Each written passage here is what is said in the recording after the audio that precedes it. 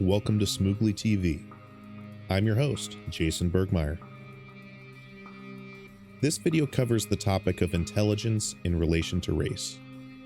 The purpose of talking about this subject is not in nefarious intent. I do not hold and have never held a negative bias towards people of other races simply due to their race. If you're coming to this video because you want to embolden your illogical bias towards bigotry, you are not wanted here. This video is not for that purpose. It is valuable, though, to talk about subjects which garner a clear public outcry. But we must also be aware of our biases on the subject in the attempt to look at the problem from a scientific lens. Not doing so can have as negative an outcome as letting our biases stifle relevant scientific discussion. Before I go into the finer details of the subject matter of this video, I think that it's worthwhile to provide a little bit of context of my potential biases. I subscribe to Sam Harris's podcast entitled Making Sense with Sam Harris through his Patreon. I've watched a good number of his debates and have also read his book entitled The Moral Landscape. I have enough opinions of the moral landscape to do a video, but only if enough people want me to. Let me know in the comments. My purpose for subscribing to and listening to Sam is for intellectual pursuit, as well as a desire to keep up with pressing moral issues in our society. It's no secret that Sam regularly talks about current events, many of which I am personally interested in. I agree with a decent amount of the opinions that Sam has regarding religion, but I also disagree with many of his opinions, especially in regards to the specific parts of his critiques of Islam and the subject of torture. In the past few years, I've noticed a considerable amount of criticism, not only towards Sam himself, but also towards those that even listen to his podcast. I'm not overly surprised at some of Sam's criticism, but I was particularly interested in a specific type of criticism that was getting sent his way. Not only that, but also criticisms that started coming my direction. I've been involved with a few situations since 2017 where I've been explicitly called a racist sympathizer for even mentioning I listened to the Making Sense podcast and or defending any of Sam's views. These accusations are centered mostly around a few select episodes of the podcast. In one situation, I was called a Sam Harris apologist and was blocked on social media simply on this premise. When this happened, I decided to start taking notice of this phenomenon in other places. But first, I think that it is pertinent to look at the controversial issue that got this started in the first place. This is where I will introduce Charles Murray. Murray has been rife with controversy ever since the release of his co-authored book, The Bell Curve, released in 1994. Murray has had, though, regardless of my previous statement, a pretty successful career. He has published numerous best-selling books such as the aforementioned Bell Curve, but also What It Means to Be a Libertarian and Human Diversity, the Biology of Gender, Race, and Class. By most accounts, Charles Murray is a social scientist and a political conservative. But there is a completely different side of society that says something much more sinister. We're here to shut down the white supremacist Charles Murray. Is that right? You can ask questions, you can make statements about things I have actually said and ask me to defend them, or we can talk about any issues you want to regarding free speech.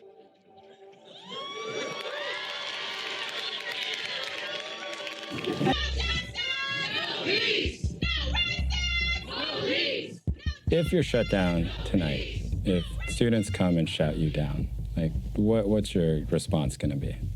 I will show up at the next campus that has invited me, and I'll try to do the same thing again.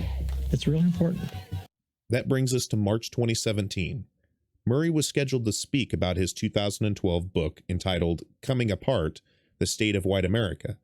The campus outrage that ensued resulted in him being blocked from speaking at Middlebury College in the normal venue, so they were forced to record the discussion in an undisclosed location.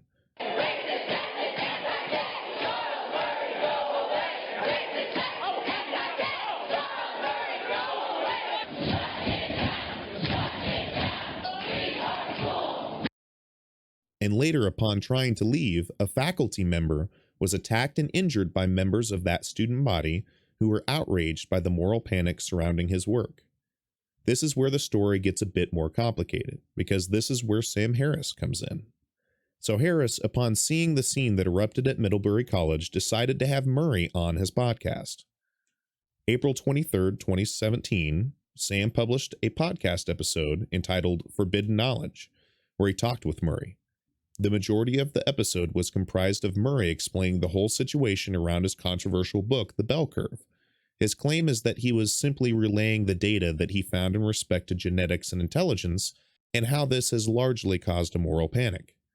Some, like Sam Harris, make the claim that Murray is a victim of cancel culture and that the protest against his work is a moral failure in society.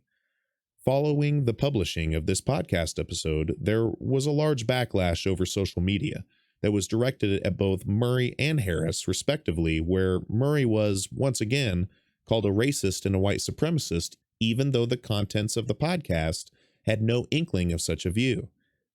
An article by Vox Media entitled Charles Murray is once again peddling junk science about race and IQ was published in opposition to Harris's podcast episode shortly thereafter. Much of the article is objectively on topic and makes a good case for intelligence being mostly environmental. I don't have a strong opinion on whether intelligence is primarily environmental or genetic, and I definitely don't claim to know more about the subject of intelligence than any of the parties involved thus far. I sure hope not, since the three authors of the Vox article, Eric Turkheimer, Kathryn Paige Harden, and Richard E. Nisbet, are academic psychologists who specialize in intelligence, and Sam Harris is a neuroscientist and a philosopher. That being said, the part where Sam and many others take issue is where the article made radical statements about them in which Sam later accurately accused them of essentially tiptoeing around the word racist and bigot, but making the accusation that they were such nonetheless. The Vox article states, quote, "There is a fairly widespread intellectual movement among center-right social theorists and pundits to argue that strong adherence to the scientific method commits us to following human science wherever it goes, and they mean something very specific in this context. They say we must move from a hard-nosed science of intelligence and genetics all the way, only if that's the direction data and logical, unbiased interpretation lead naturally, to genetically based differences in behavior among races." During this interview, there are multiple instances where both Murray and Harris mentioned that there are, in fact, injustices in the current system that involve race, and these injustices need to be fixed so that people of any race or ethnicity would not be disadvantaged. The main critiques noted are focused around the welfare state as well as affirmative action. In both cases, the argument is that these current systems don't adequately provide for the population that takes advantage of these social safety nets, which results in a never-ending cycle of poverty. Murray has argued this point for decades, and his opinions on social policy mirror a lot of the things that another well-known social scientist, Milton Friedman, has said in numerous public broadcasts from the late 1970s and through the 1980s, yet I don't currently hear a public outcry of racism for Friedman. Why is that? Well, I guess in his case, he passed away in the mid-2000s. So he's just not culturally relevant today. Which would have the effect of eliminating the separation of the society into those who receive and those who pay, a separation that tends to destroy the whole social fabric. It would mean that we could each of us take advantage of opportunities that opened up without fearing that if by some chance we lost our jobs, it would be a long time before we could get back on assistance.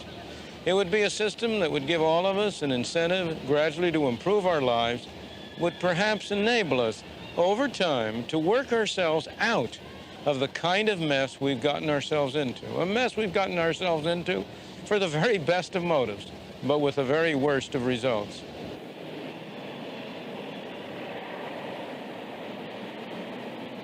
We have become increasingly dependent on government. We have surrendered power to government. Nobody has taken it from us. It's our doing. The results? Monumental government spending, much of it wasted, little of it going to the people whom we would like to see helped.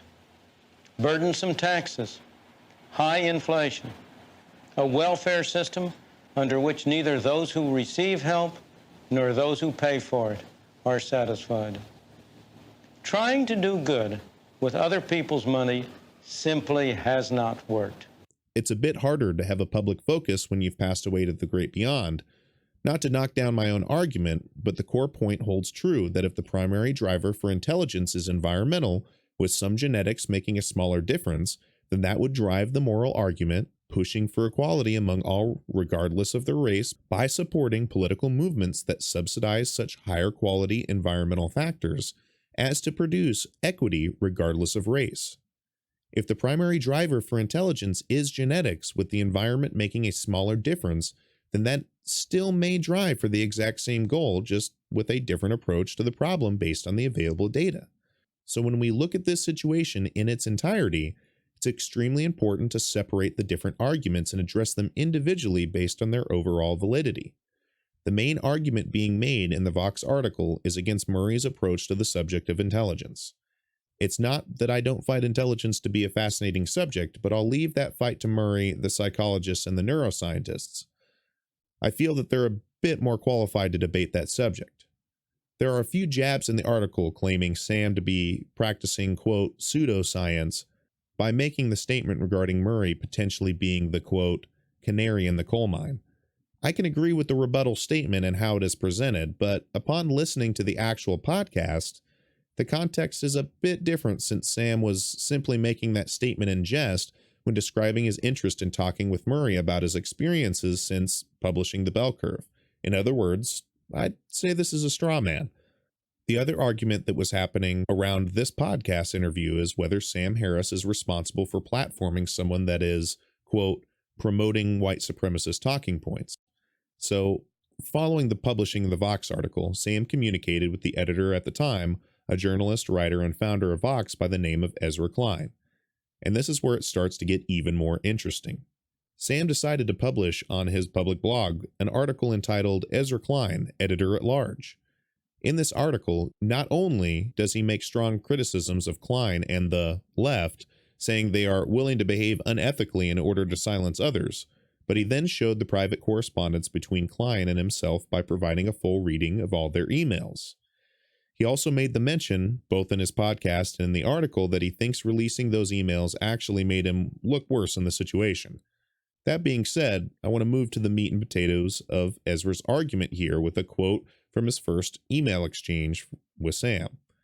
And I quote, "Another way of putting it is, I think the takeaway that one would fairly have from your convo, certainly the takeaway I had, is that the racial IQ gap cannot plausibly be closed, and instead needs to be managed.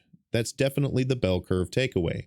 The central discussion of this piece, it seems to me, is that we are far, far, far away from being able to conclude that, and the progress made on IQ and other heritable qualities in recent generations should make us optimistic, not pessimistic, and deserves much more emphasis than Murray gives it." Unquote. One thing that I found in this particular case of internet sleuthing is that the devil really is in the details. Ezra falsely, and rather early into the email chain I would like to add, claims that Murray and Harris claimed the IQ gap could not plausibly be closed. That simply wasn't my interpretation, and this take from Ezra is one of many confusing parts in the whole discussion. Now, I could go through a point-by-point commentary on the lengthy email chain that ensued, but if I did that, we'd be here all night. Both parties showed that they roughly know where the fundamental disagreement lies, but it does stand to say that Ezra is the one that is being somewhat evasive in this situation. He was the editor of the article and kept citing parts of the article that he felt fairly discussed the topic of intelligence in relation to race, but that was never Sam's argument in the first place. One of the main disagreements Sam made was that Vox refused to publish the article written by Richard Heyer, which specifically addresses many of the criticisms raised in the Vox article claiming, quote-unquote, Charles Murray is once again peddling junk science. Ezra refused to respond to the question multiple times in the correspondence. Richard Heyer is just as relevant an individual in the discussion, and would only make sense if Vox is interested in presenting the scientific conversation as it is happening, that it includes the entire conversation. One might say that not including a relevant portion of the conversation could indicate bias, but let's not get ahead of ourselves. Before we move forward and past the emails, I do recommend that if you've gotten this far into the video, that you may actually be interested in reading some of the later emails, because the conversation got a bit more to the point of topic. Link is in the description. Sam then released a poll on Twitter which received over 36,000 entries, with 76.4% of votes saying they want a podcast with Sam and Ezra. So, about 9 to 10 months after the first Vox article, Ezra Klein and Sam Harris record their discussion regarding the Charles Murray episode released the previous year. The episode, entitled Identity and Honesty, was released April of 2018, and it was immediately apparent after having read all the emails and articles up to this point that there was still not going to be a firm resolution on this matter. The synopsis of the episode has Ezra continuing to go into very specific details on Murrayism and how he holds a negative opinion of Charles Murray's work. Sam repeatedly corrected him and stated that he doesn't specifically hold Murray's views. He is just asking for Vox to repudiate the article's claims that Murray is engaging in, quote, junk science, and the claim that Sam essentially had no idea what he was talking about in regards to intelligence studies. I agree with Sam's statement later in the podcast where he mentioned that he felt both audiences would come out of this feeling like the two had just talked past each other. Ezra wants to frame this whole thing as a social policy disagreement, when it's actually quite a bit what Sam said it was from the beginning, a moral panic.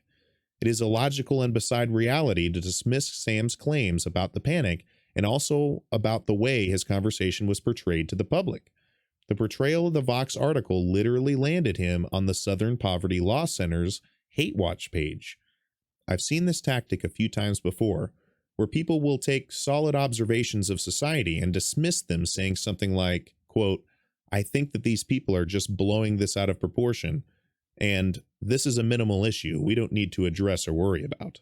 And I think I think the big problem is that we have older people who have, columns in big magazines, huge access to the media, constantly say that they are being silenced. I know this because they write constantly that they are being silenced. They go on TV to talk about the fact that they have been silenced. I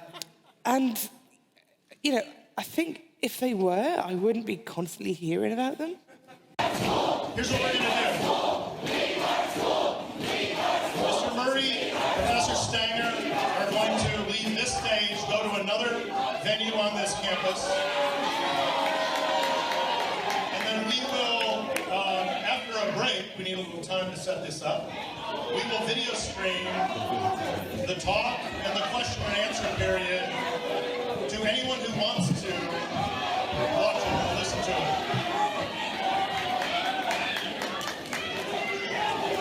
So we're going to do that now. And Professor Stanger would like to say something as well.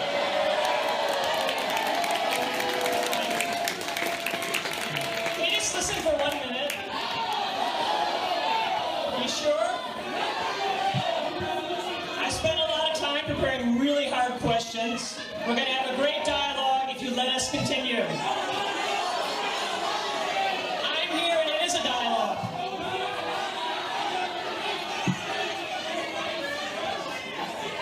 I have academic standards and I'm here. Yeah, I do.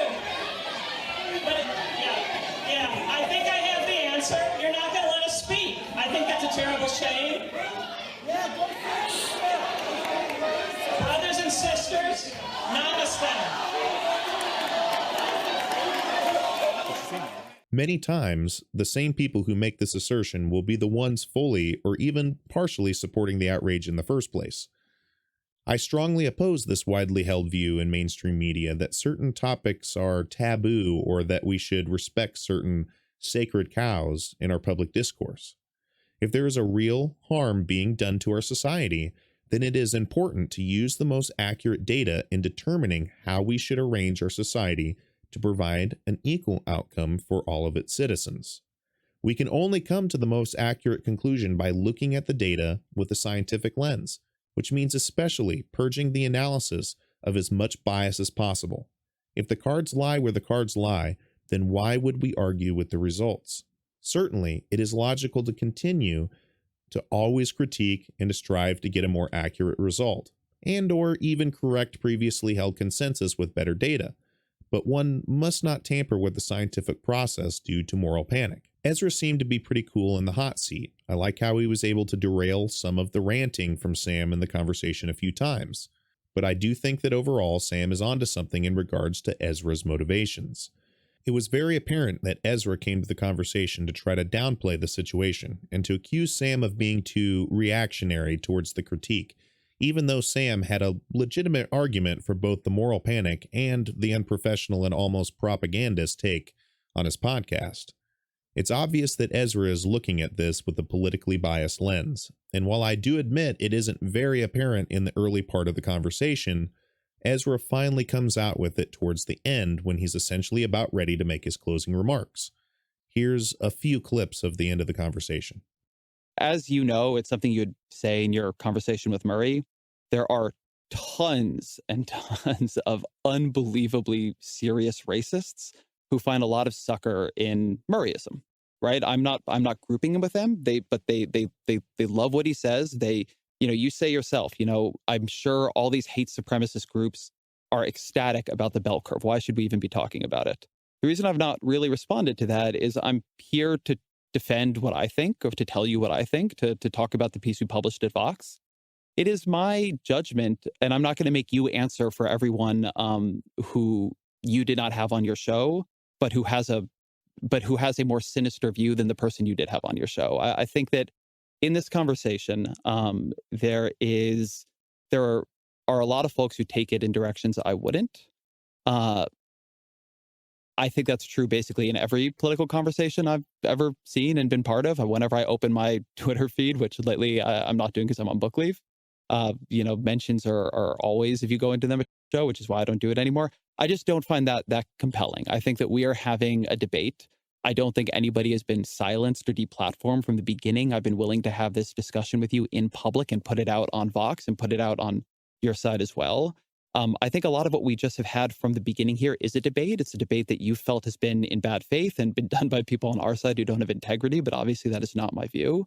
And that this is just how this goes. And Charles Murray still does a great job and makes a ton of money and goes on speaking tours and all the rest of it. And you have a popular podcast with 9,000 patron supporters. And I have, I'm an editor at Vox, and I just don't think that we are the losers in this. I think that again comes back to my thing. I think somehow you are very sensitive to the possible cost of a backlash framed around what you would call political correctness, and a lot less sensitive, which is what I keep coming back to the costs this idea has actually had for African Americans in this country throughout American history, and the cost, by the way, that Charles Murray wants it to have. No, first of all, it's not this idea. Genetics is not this idea. There's nothing I've said here that discounts the history of racism and pseudoscience and the fact that it's quite possible to be a racist scientist. That is true in every generation, but scientific data can't be racist. The data is whatever the data is, presumably, assuming it was collected adequately. But there's nothing I've said. I mean, yes, there were the Nazi doctors, right? They were real doctors. They were real Nazis. They were doing real unethical things. And paradoxically, they probably found some true things in their diabolical experiments, right? So you can separate these different variables. And my experience in talking to you is that you want to run it all together and give it this moral valence, which is, I have argued and will continue to argue, highly counterproductive. And my sensitivity is not to the personal slight against Murray or me. My sensitivity is to the consequential intellectual dishonesty. And when I say intellectual dishonesty, I don't mean that everyone is consciously lying, although there are people who are consciously lying. And there's actually evidence that, Stephen Jay Gould, when he wrote The Mismeasure of Man, was consciously lying and was a true bad actor here and actually faked data. That is not a crazy allegation given the evidence. But clearly, there are people who are massively biased when they have this conversation. And your notion that your ability to have this conversation is subordinated to the color of our skin doesn't make any sense to me. We could have been talking about anti-Semitism, right? And we could have the same conversation. I think that Sam has a pretty good argument against the article. He mentions multiple times in the episode that there are scientists in relevant fields that have inboxed him in defense of Murray and are too afraid to come forward due to the possible political and social implications of doing so. Sam has talked about intelligence as well as artificial intelligence in numerous podcast episodes with other neuroscientists, like Nick Bostrom, who has written over 200 publications, many of them on the topic of intelligence and artificial intelligence, for example. Not only that, but as mentioned earlier, Sam has a PhD in neuroscience. So to be perfectly honest, given that context, it is fair for Sam to be upset that an article that claims he isn't relevant on the subject matter is being published by a supposedly relevant publishing agency. He absolutely is relevant. To say otherwise is either to lie or to be ignorant of Sam's work. I don't think any of the actors in this are inherently bad people, but I do think that this has been a great example of how political bias can be dangerous, like in the case of Middlebury, as well as in the case of Ezra Klein. Ezra fully admits his bias at the end of the conversation, which is where the conversation should have begun in the first place. It would have saved quite a bit of time and effort if he would have just admitted to what Sam had accused him of in the first place instead of continuously deflecting the argument or talking about straw men that had nothing to do with the conversation at hand. As for the charge of being a racist sympathizer, I still sincerely do not see the logic behind that accusation and therefore will reject it. Sam Harris is a neuroscientist and a moral philosopher. Ezra Klein is a journalist, editor, and political commentator. Philosophy and politics has clashed for centuries, and it is only through observing all of the available conversations that we can come to better iterations of our political system in the effort of achieving a better society for everyone. If I have the desire to read Mein Kampf, does that make me a Nazi? Certainly not. In fact, many of the people who most strongly opposed fascism have read it. Now, if I start advocating for the oppression of minorities, start propping myself up as an idol, and create outlandish negative stories about protecting the nation from some supposed foreign invasion, and I've also read Mein Kampf, I'd say there's a good chance there's some correlation there. Beyond that, it's simply a bad take to oversimplify a highly complex story based on what some media outlet tells you about a podcast you likely don't subscribe to. This is just a hobby for me, and the research for this video alone was in upwards of 30 to 40 hours. That all being said, I do feel as though looking at this complex conversation has opened my eyes to my biases as well as give me a newfound desire to look into some of the moral panics that are happening today. My next video will be on Kyle Rittenhouse and the Kenosha shootings, and I'll be joined by Sarah Love for that episode, so stay tuned for that in the coming weeks. That's all I have for this video. If this is content that you like, please hit that subscribe button, and thank you for watching Smoogley TV.